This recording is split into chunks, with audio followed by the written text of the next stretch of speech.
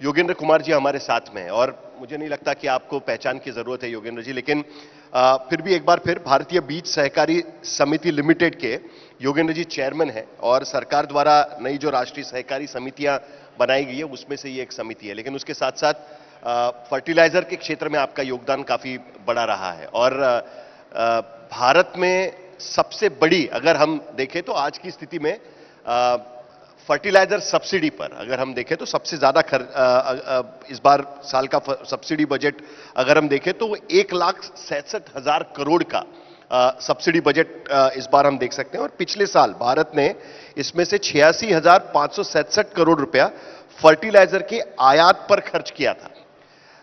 दूसरा एक नंबर मैं आप सबको बताना चाहूंगा कि इफ्को ने नैनो फर्टिलाइजर के क्षेत्र में, जिसका हम जिक्र कर रहे थे इस सेशन की शुरुआत करने के पहले, तो मैं आपसे जानना चाहूंगा ये नैनो फर्टिलाइजर कितने अहम साबित होंगे। मैम मुझे आपसे सीड्स के बारे में भी बात करनी है, लेकिन नैनो फर्टिलाइजर्स क्या है और ये कितने ज्यादा गेम चेंजर साबित हो सकते हैं।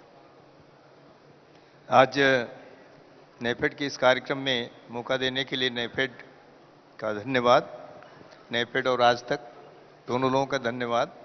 हमारे सामने हमारे चेयरमैन माननीय दिलीप संघानी साहब हैं, जेठा भाई हैं नेफेड के चेयरमैन और सभी सम्मानित महानुभाव और को पैनलिस्ट। नैनो फर्टिलाइजर के बारे में आपको मैं थोड़ा विस्तार से थोड़ा बताना चाहूँगा। ये जो हम लोग बल्क फर्टिलाइजर डालते हैं, पहले इसको हम थोड़ा सा डिस्क्राइब कर दें। यदि आप 100 किलो यूरिया का इस्तेमाल अपने खेत में करते हैं तो उससे क्या होता है। 100 किलो अगर आप यूरिया का इस्तेमाल कर रहे हो अपने खेत में तो निश्चित रूप से उसमें उपस्थित 46% जो पोषक तत्व है उसमें से मुश्किल से 15 किलो पोषक तत्व या उससे कम ही पौधों के काम में आता है। बाकी जो 85 किलो मात्रा है वो हमारी भूमि यानी धरती मां को, हमारा पेयजल यानी ग्राउंड वाटर को और हमारे वातावरण को प्रदूषित करने का काम करता है। मतलब उससे प्रोडक्टिविटी कम हो जाती है जमीन नहीं, अब सुन लीजिए, अभी उसको मैं आपको कवर कर देता हूं। अभी जब कोई फर्टिलाइजर नहीं था तो हमारी खेती केवल जैविक पोषक तत्वों पर ही निर्भर थी। धीरे धीरे जब उर्वरक का समावेश हुआ तो क्या होने लगा कि हम उर्वरकों के ऊपर अपनी निर्भरता हमने बढ़ा ली और अपने जैविक जो पोषक तत्वों के स्रोत थे उनको धीरे धीरे हमने समाप्त स्वयं किया है। तो इस निश्चित रूप से धीरे धीरे अधिक उर्वरक के प्रयोग करने के बाद भी उत्पादकता वृद्धि की दर कम होती जा रही है। पहले जब 1 किलो उर्वरक का इस्तेमाल, 1 किलो पोषक तत्व का इस्तेमाल रासायनिक खाद के रूप में किया जाता था तो 30-35 किलो तक उत्पादन बढ़ता था, जो आजकल 1 किलो से 3-4 किलो ही बढ़ रहा है। कारण क्या हुआ है कि भूमि में जो ऑर्गेनिक कार्बन हुआ करता था, जो कभी 2 था कभी 1 था, आज 0.1 और 0.3 हो गया है। यानी हमारी जो जैविक शक्ति थी, जीवंत शक्ति थी धरती की, धीरे धीरे कम होती जा रही है और इसके लिए प्रमुख रूप से प्रयुक्त किए जाने वाले रसायन ही जिम्मेदार हैं। अब रासायनिक खाद का मैंने इसीलिए उदाहरण यूरिया से लिया जो सबसे ज्यादा मात्रा में प्रयोग किया जाता है। और आपको एक और आंकड़ा बता दें कि कृषि के क्षेत्र से जो प्रदूषण होता है, जो पोल्यूशन होता है, उसमें मेजर कंपोनेंट जो है यूरिया से ही आता है। आप कैसे, फर्टिलाइजर के जरिए ही सबसे ज्यादा प्रदूषण, फर्टिलाइजर में अगर एक कंपोनेंट लें कोई तो वो यूरिया है जिससे सबसे ज्यादा प्रदूषण होता है। और प्रदूषण तीनों तरीके से होता है। भूमि में प्रदूषण कैसे होता है कि भूमि में अम्लीयता पैदा करेगा, दूसरे पोषक तत्वों की उपलब्धता को भी प्रभावित कर देगा और अपनी जो उपयोग क्षमता है वो बहुत कम होती है, क्योंकि जैसे यूरिया खेत में डाला जाता है नमी पाके घुलता है और एकदम से ही पौधे लेते हैं और इस बीच में उसका आकार बड़ा होने के कारण वो जड़ क्षेत्र में पूरी की पूरी जा नहीं पाती है और इन तीनों तरीके से हानि पहुंचाती है। माननीय प्रधानमंत्री जी ने 15 अगस्त को इसके लिए घोषणा की थी आप सबको ध्यान होगा कि अगर हो सके तो यूरिया के प्रयोग को आधा करें, 6 बोरी की जगह 4 बोरी प्रयोग करें, 5 की जगह 3 करें, हो सके तो मुक्तिकारक अभियान शुरू करें।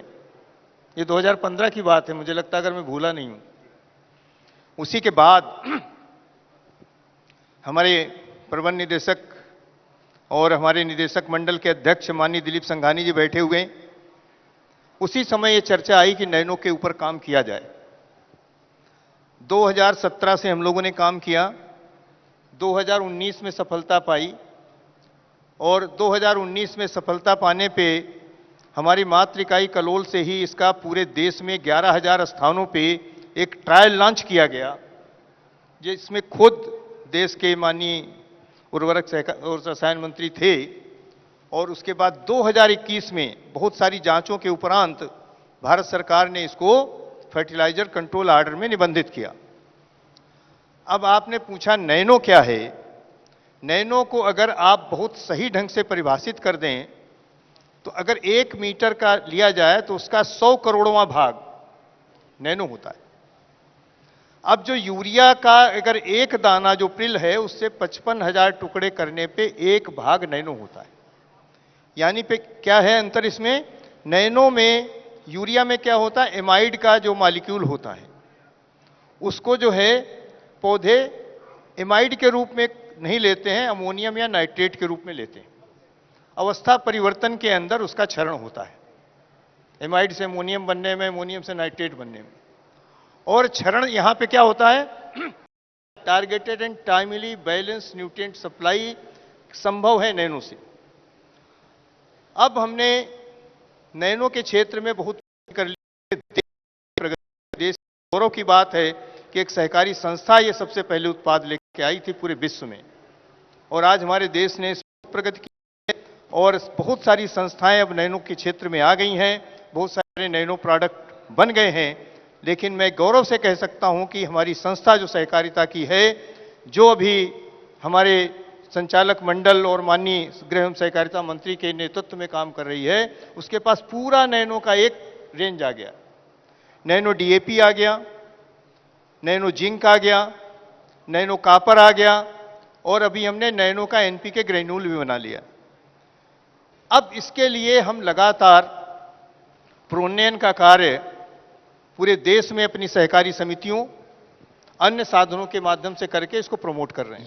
यही मेरा दरअसल अगला सवाल था कि नैनो फर्टिलाइजर्स के क्षेत्र में खास करके सहकारी संस्थाओं का योगदान कैसे होगा, नंबर 1। नंबर 2, इसके इस्तेमाल से सबसे बड़ी बात तो फर्टिलाइजर सब्सिडी, क्योंकि आज की तारीख में अभी भी फर्टिलाइजर सब्सिडी बहुत बड़ी संख्या में इस्तेमाल की जाती है। तो आयात और इन दोनों मोर्चों पर नैनो फर्टिलाइजर किस तरीके से काम कर सकते हैं और सहकारी संस्थाओं का योगदान आप किस तरीके से देखते हैं इसमें? देखिए, हमारी संस्था किसानों की ही बनाई हुई सहकारी संस्था है, जो सहकारी समितियां हैं इसकी मालिक हैं, और हम प्रमुख तौर पे सहकारिता के माध्यम से ही अपना सारा व्यवसाय करते हैं। तो सहकारी समितियों की विशेष भूमिका है और आगे भी विशेष भूमिका होने वाली है इस नई तकनीक को किसानों तक ले जाने के लिए। तो किसानों तक अगर कोई भी निवेश पहुंचा है, पहले तो सहकारी समिति के माध्यम से पहुंचा है, और यह भी सबसे पहले सहकारी समितियों के माध्यम से, हर चीज सहकारी संस्था के माध्यम से ही पहुंचेगा। दूसरा, आपने जो सब्सिडी की बात की, एक्सचेकर की जो बात की है, मैं स्पष्ट करना चाहता हूं, हमने ये नहीं कहा कि नैनो के इस्तेमाल से खाद का उपयोग खत्म किया जा सकता है। यद्यपि ये सही है, किसानों ने प्रमाणित कर लिया है, लेकिन किसानों से मेरी यही अपील होती, उर्वरक का प्रयोग आधा करिए। अगर उर्वरक का प्रयोग आधा करने में भी हमने सफलता पा ली, तो जो अभी आपने 1,67,000 करोड़ की जो सब्सिडी की बात की है, उसको हम आधा तो कर ही सकते हैं। ये बहुत बड़ा बहुत बड़ा मील का पत्थर साबित होगा, और यह साबित होगा सहकारिता के ही माध्यम से। यह भी मैं आपको बता दूं, अब नैनो जो उत्पाद हैं, धीरे धीरे तकनीक परिवर्तन हो रहा है और बहुत सारे चीजें और आ रही हैं जो अगर नैनो नहीं है तो नैनो के करीब हैं, बहुत सारी तकनीक है। अगर ये वीडियो आपको पसंद आया है तो इसे लाइक ज़रूर करें। अगर चैनल अभी तक सब्सक्राइब नहीं किया है तो कर लें और नोटिफिकेशन पाने के लिए बेल आइकन भी दबा दें।